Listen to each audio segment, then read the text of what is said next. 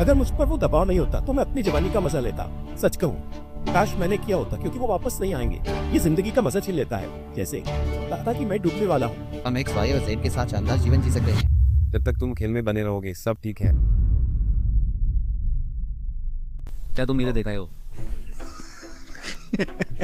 तब बढ़िया। ठीक है, खैर 1 और साल के लिए चीयर्स। और भी अधिक सफल 2025। हाँ मेरे दोस्त, हम ये पिछले साल कर रहे थे और ये अच्छा नहीं गया, लेकिन यहाँ हम 12 महीने बाद हैं। 12 महीने बाद एक अलग स्थान पर, मालदीव का स्वर्ग भाई। हाँ, मैंने इस नतीजे पर पहुंच गया हूँ। इससे बेहतर नहीं हो सकता। मैंने कहा था कि मैं नहीं हो सकता। आजकल जब आप दुबई में रहते हैं, मालदीव ये जैसे गाँव जाना है। हाँ, ये मुझे घबराहट में डाला है भाई। मैं इस सर को कैसे अफोर्ड कर सकता हूँ? तू मेरे सपने और लक्ष्यों से दूर कर देता है भाई, क्योंकि यार हर भाई के लिए ऐसी ब्रिटिश पाउंड एक बर्गर के लिए। हाँ, लेकिन तुम मालदीव के सबसे महंगे रिसोर्ट भी हो। सभी जगह ऐसी नहीं होती। भाई मजे करो। खैर धन्यवाद, मैंने पूरी तरह से आनंद लिया। सचमुच यहाँ तक पैदल आया। स्कूबा डाइविंग की नहीं, स्नॉर्कलिंग की, देखा कछुआ देखा, रिप शार्क्स। भाई ये सचमुच मेरा लोन है। उन्हें कहा कि कॉल करें, मेरे लोन से हट जाएं। बहुत देता है। बहुत असंवेदनशील, लेकिन फिर मैंने उनकी खूबसूरती को दूर से सराहा। तो गोप्रो पर अच्छा फुटेज मिला। हाँ, ये सब कुछ यहीं पर है मेरे भाई। मेरे पास पहले भी ऐसे साल रहे हैं। मुझे लगता है कि 1 साल विशेष रूप से, लेकिन मुझे लगता है कि यह उन सालों में से एक और है जहाँ कुछ साल भाई आपको बस इसे पार करना होता है। यह बस खेल में बने रहने की बात है। और यहीं पर मैंने वास्तव में बहुत से लोगों को गड़बड़ करते देखा है। ऐसा लगता है कि चीजें कठिन हो जाती हैं और वे सोचते हैं कि यह हमेशा के लिए। और मेरे लिए ऐसा भी नहीं है कि इस साल बिजनेस फेल हो गया या पर्सनल रिलेशनशिप्स फेल हो गए या ये वो कि मेरी सेहत फेल हो गई। सब कुछ तो इस साल बढ़िया ही चला भाई। मैं इस साल थक गया हुआ था। तैरते रहने में मेहनत लगी। बिल्कुल, जैसे मैं हर दिन तैर रहा था, जैसे लग रहा था कि मैं डूब जाऊंगा, लेकिन मैं बस जागता और हाजिर हो जाता। और मुझे पता है कि ऐसा हमेशा नहीं रहेगा। और उसी तरह आप जानते हैं, आप जागरूक हैं कि कुछ सालों की कीमत होती है। फ्रॉगी, सब कुछ कैसे सही चल रहा है और मैं इतना अच्छा कैसे महसूस कर रहा हूँ। कुछ साल ऐसे होते हैं, आप जानते हैं कि यह हमेशा के लिए नहीं रहेगा। और मैं समझदार रहा हूँ कि जानता हूँ कि यह हमेशा के लिए नहीं रहेगा, लेकिन यह निश्चित रूप से उन सालों में से एक था जहाँ मैं बस ऐसा था। पानी में तैरते रहो, सिर ऊपर रखो। और मेरे लिए यह भावनात्मक आध्यात्मिक ऊर्जा के हिसाब से था। जैसे यह बस उन सालों में से एक था। मुझे इसे पार करना था और जानना था कि सुरंग के अंत में रोशनी है। तो जो कोई भी इसे देख रहा है, ऐसे कोई नहीं। साल बेकार थे और यह ठीक है, ऐसा ही रहेगा। और ऐसे साल भी आएंगे जब चीजें शानदार तरीके से चलेंगी। ऐसा लगेगा जैसे भगवान का आशीर्वाद मिला हो। जैसे उस साल के लिए आप सोचेंगे मैं भगवान का प्रिय हूँ। आप जानते हैं वो वापस आएगा और आप परखेगा। उस ज्यादा फाती का मतलब है अमोर फाती, स्टोइक भागी का प्यार। तो बेसिकली जैसे स्टोइक्स मानते हैं कि जो भी होता है वो आपके रास्ते में आता है, बस इसे अपनाओ, इसका आनंद लो और समझो कि यह तुम्हारे साथ होना था, चाहे वह अच्छा हो या बुरा। 3 दिनों मसले। हाँ चलो भाई। टूरिज्म के बारे में मेरी एक ही चिंता है। मुझे लगता है कि मुख्य रूप से वे बुरी चीजों को उतना बुरा महसूस नहीं करना चाहते, या वे जानना चाहते हैं कि बुरी चीजों को कैसे संभालें। लेकिन जैसे तुम्हारी सुपर पावर यह है कि तुम्हारे पास भावनाओं का इतना संवेद अनुभव है, तो शायद अगर तुम अपने टूरिज्म का कुछ और अभ्यास करो, जैसे तुम्हारा निचला स्तर यहाँ होने के बजाय तुम्हारा निचला स्तर यहाँ हो। लेकिन मैं तुम्हें बता रहा हूँ, अगर तुम्हारा निचला स्तर यहाँ है तो तुम्हारा उच्च स्तर भी यहाँ होगा। हाँ, क्योंकि अगर तुम्हारा उच्च स्तर अभी यहाँ है तो तुम अपना उच्च स्तर यहाँ महसूस करोगे, क्योंकि तुम खुद को कठोर बना लोगे। और मुझे लगता है कि ये उन चीजों में से, जैसे लोग इस उम्र में इतनी जिम्मेदारी होने पर बंद हो जाते। ठीक है, बिजनेस एक बात, लेकिन हमारे स्तर पर बिजनेस होना, हमारे स्तर पर सोशल मीडिया होना, इतने सारे विचार, इतने सारे व्यूज, ब्ला ब्ला, एल्गोरिदम, ब्ला ब्ला, ये सब बकवास। हमारे स्तर पर हमारी सेहत, इसे हम जिस मात्रा और तीव्रता में ट्रेनिंग करते हैं, लेकिन फिर भी जैसे मैं 16 घंटे काम नहीं करता। मुझे पता है कि ये पागलपन है। मैं नहीं चाहता। मैं 16 घंटे काम नहीं करता। मैं अपने ऑफिस में 7 दिन नहीं रहता अपने बीए को पीसते हुए। नहीं, जैसे हम अपनी जिंदगी जीते हैं। हमारी सोशल लाइफ अच्छी है, बहुत अच्छी है। हम हमेशा पसंद करते हैं। मैं इसके लिए तुम्हारी सराहना करता हूँ। हम इन माहौल में सही है। हमें यहाँ आने पर काम का ट्रिप लेना पड़ा जब हम कैमरा गियर के साथ आते हैं।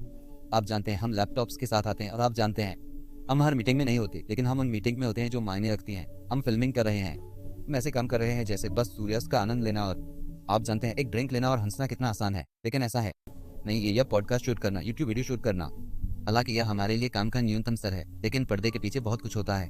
हम इससे अभी भी कर रहे हैं। हम लगातार बने हुए हैं। आप इतने उच्च स्तर पर काम करते हैं और हमें भी उसी उच्च स्तर पर काम करने के लिए प्रेरित करते हैं। और यही बात ट्रेनिंग के साथ, कुशल होने के साथ, हर चीज के साथ लागू होती है।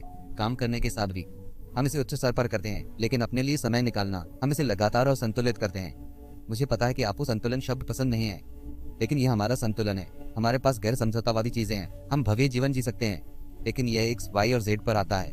सही, हम भव्य स्थानों पर जाते हैं। हम सुबह उठकर दौड़ना या टेनिस खेलना चाहते हैं, भले ही वो भारी काम न हो, लेकिन आज कुछ मूवमेंट करना है।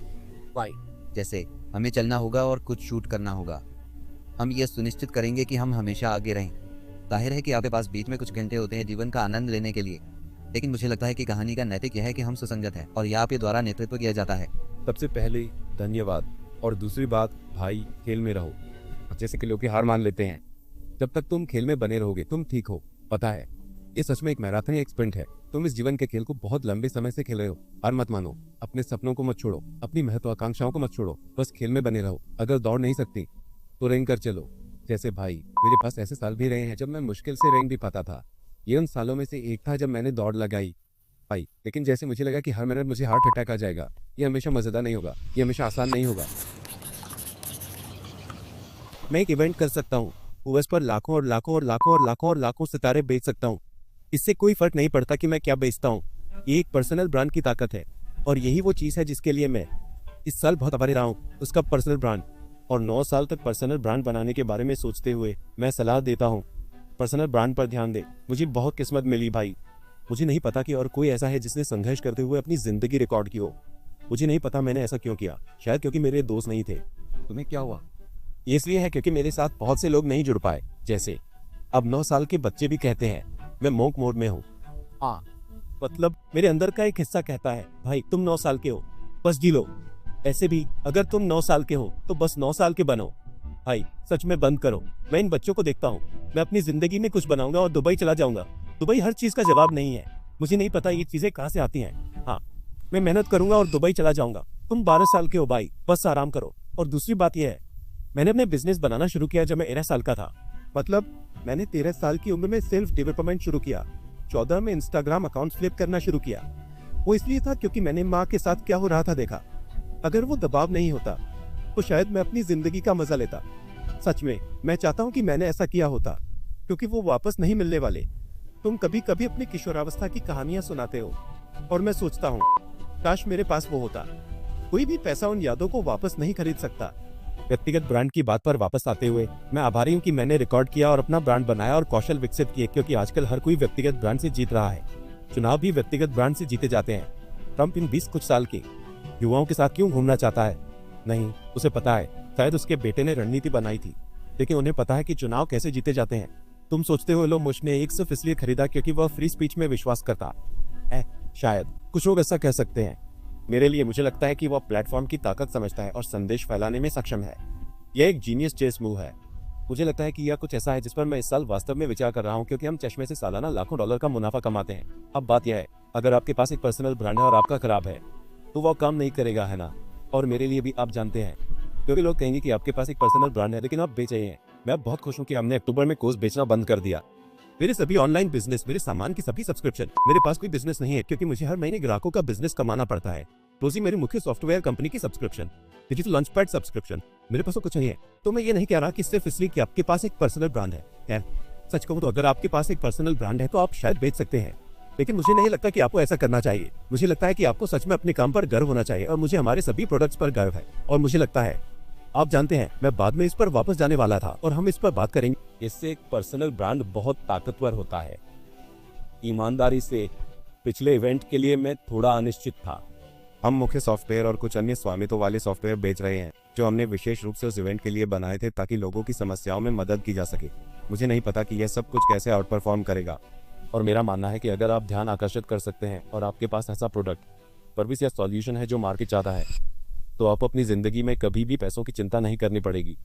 और मुझे यह बहुत कूल लगा कि मेरे पास एक बड़ा दिन है, एक गैजेट है, जैसे कि बाकी कंपनियां जिनसे लाखों और करोड़ों डॉलर कमाती हैं, और ये सब मेरे पर्सनल ब्रांड की वजह से मुमकिन है। अगर कोई इस बारे में कभी असमंजस में रहा है तो यह एक बेहतरीन निर्णय है, और लोगों को मेरे जैसे बड़ा पर्सनल ब्रांड बनाने की कोशिश नहीं करनी चाहिए। जब मैं पर्सनल ब्रांड की बात करता हूँ तो मैं एक माइक्रोनिच पर्सनल ब्रांड की बात कर रहा हूँ। 5, 10,000, 20,000 लोगों के आदर्श संभावित ग्राहक। मुझे यह भी नहीं लगता कि सिर्फ व्यूज पाने के लिए व्यूज पाने का कोई मतलब है। इसके पीछे एक रणनीति होनी चाहिए, एक कारण होना चाहिए। जीवन का सबक नंबर 3 इसके विपरीत है, जैसे विभाजित ध्यान। और मैं इसे सभी के लिए स्पष्ट करना चाहता हूं जो इसे देख रहे हैं, क्योंकि मुझे पता है कि मुझे भी उच्च स्तर के उद्यमी मिलते हैं।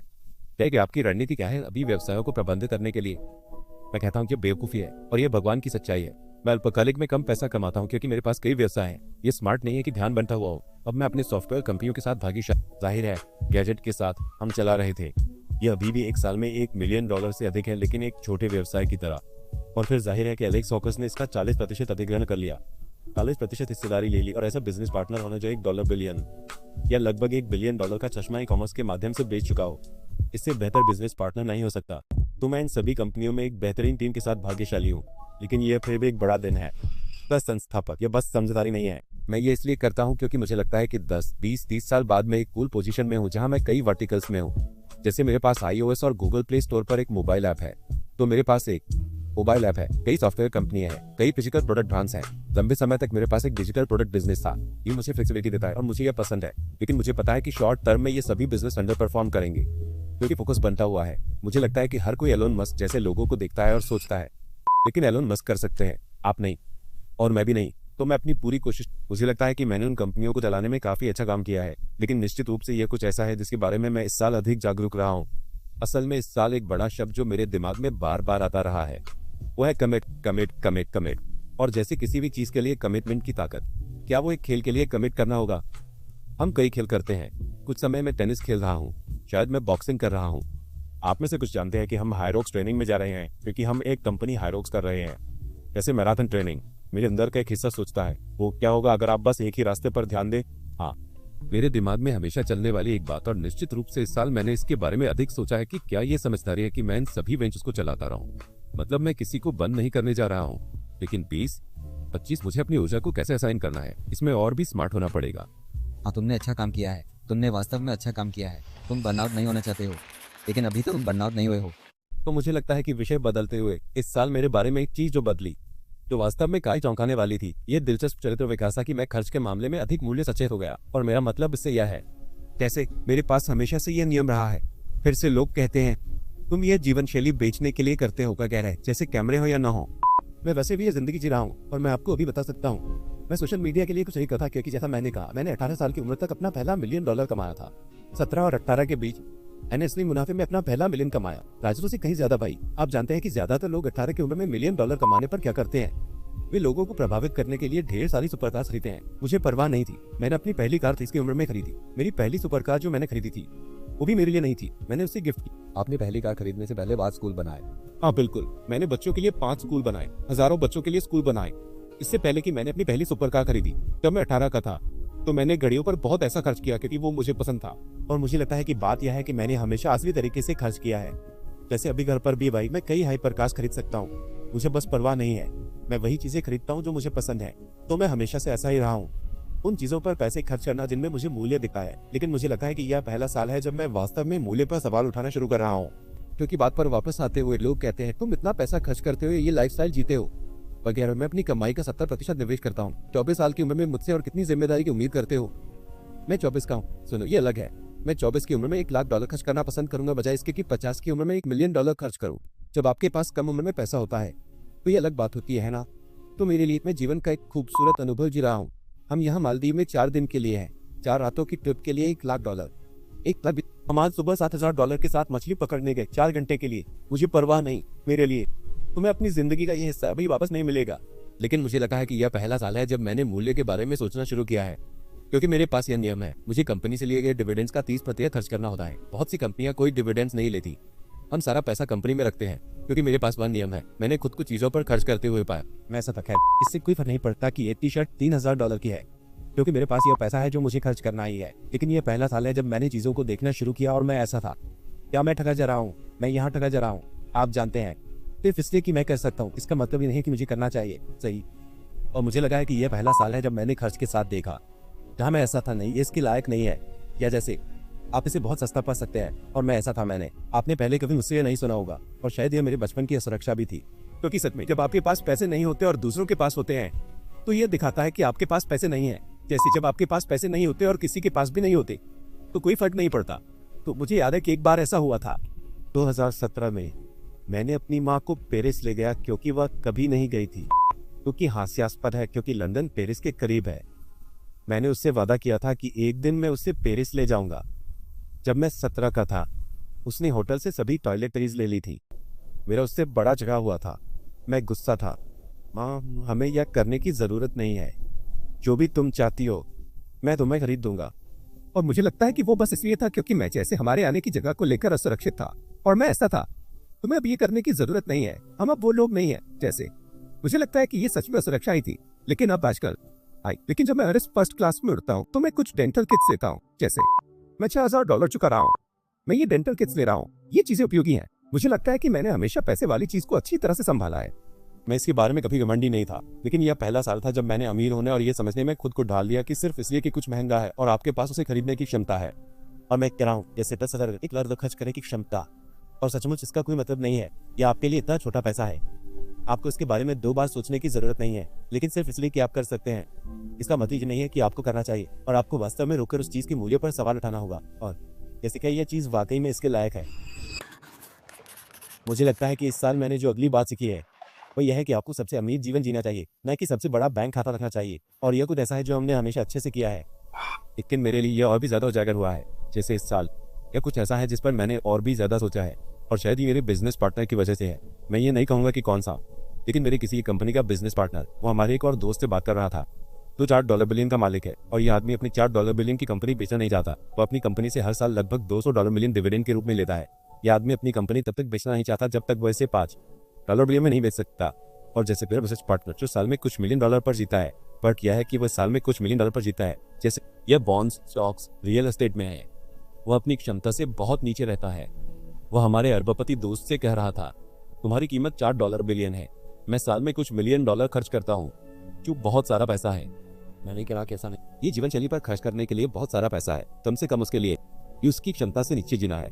लेकिन वह कहता है, भाई तुम एक मल्टी बिलियनर हो, मैं अपने खर्च में एक लो मल्टी मिलियनर हूँ। कोई ऐसा रेस्टोरेंट नहीं है जहाँ तुम जाते हो और मैं नहीं जाता। कोई ऐसा होटल नहीं है जहाँ तुम जाते हो और मैं नहीं जाता। हम गर्मियों में एक याद साझा करते हैं। ऐसा कुछ नहीं है जो तुम करते हो। लेकिन फिर भी अगर आप उनके जीवन की समृद्धि को देखें, जैसे यह मल्टी बिलियन दोस्त, उसके कोई बच्चे नहीं है, उसकी कोई पत्नी नहीं है। मेरा बिजनेस पार्टनर, उसके बच्चे हैं, उसकी पत्नी है।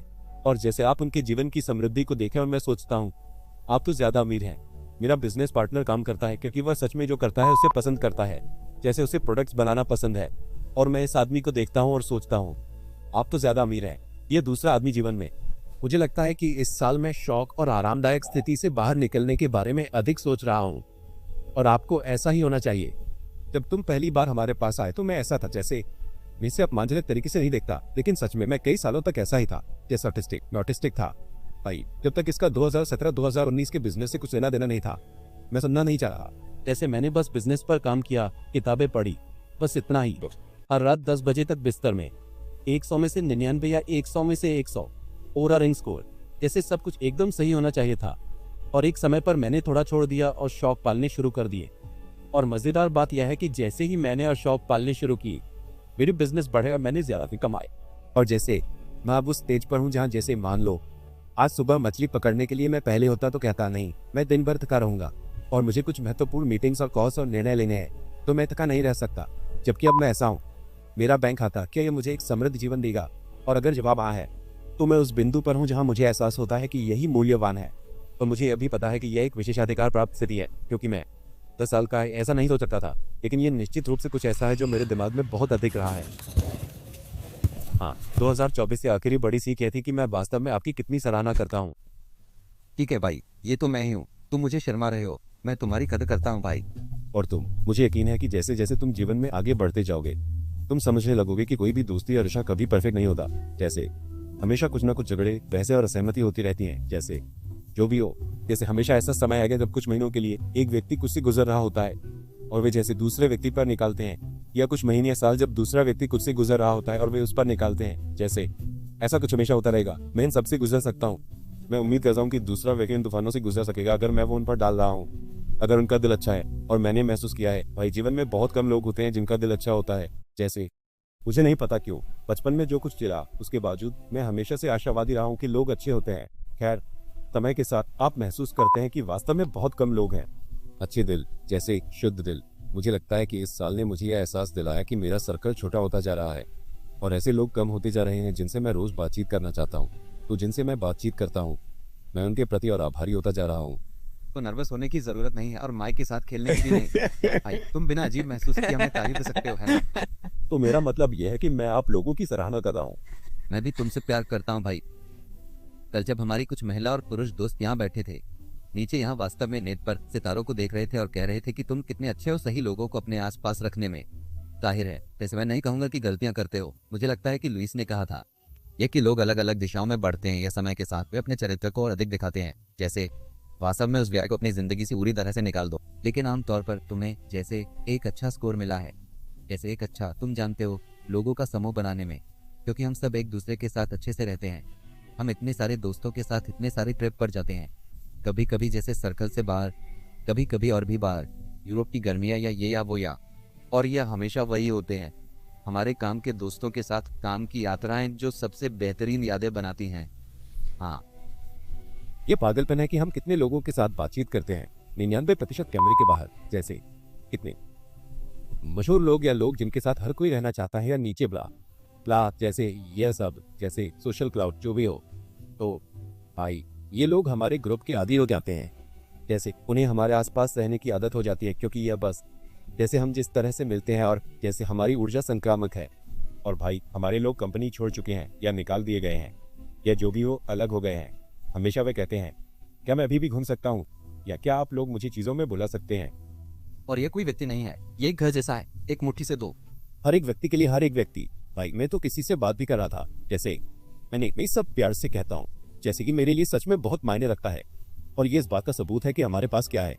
बहुत से लोग हैं जिनसे हमने रास्ते अलग कर लिए हैं, और मैं 3 हफ्ते पहले एक से मिला था, और ये आदमी आर्थिक रूप से बहुत अच्छा कर रहा है। ऐसा नहीं है कि उसका जीवन बर्बाद हो गया है, उसने बहुत अच्छा किया है।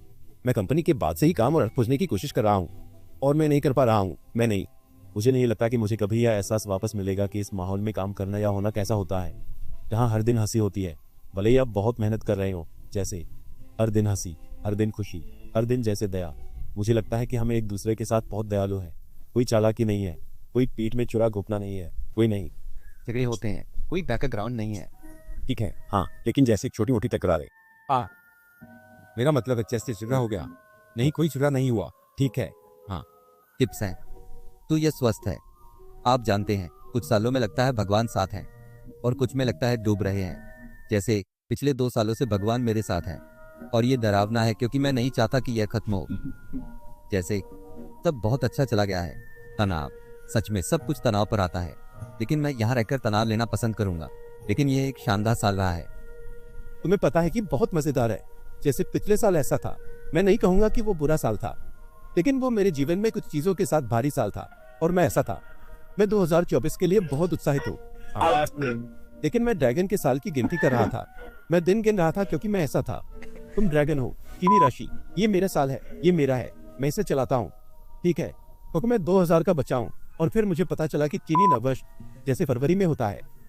तो यहाँ मैं सोच रहा था कि मैं ड्रैगन राशि का हूँ, और पता चला कि मैं वास्तव में खरगोश हूँ। मैं ईयर ऑफ द रैबिट हूँ। तो ईयर ऑफ द रैबिट अब है। ये तकनीकी रूप से 1999 है, लेकिन ये फरवरी 1999 से फरवरी 2000 तक है। जैसे फरवरी क्या कुछ, जैसे तो मैं इतने सालों से सोच रहा था, ओ मैं एक ड्रैगन हूँ। लेकिन क्यों इस ड्रैगन का साल कहता है कि यह हर 12 साल में आता है। सही, तो जैसे 2020 से 24 साल हो गए हैं, सॉरी 2000 से, तो यह जैसे 12 चक्र हो गए हैं। ठीक है, 2 बार, ठीक है।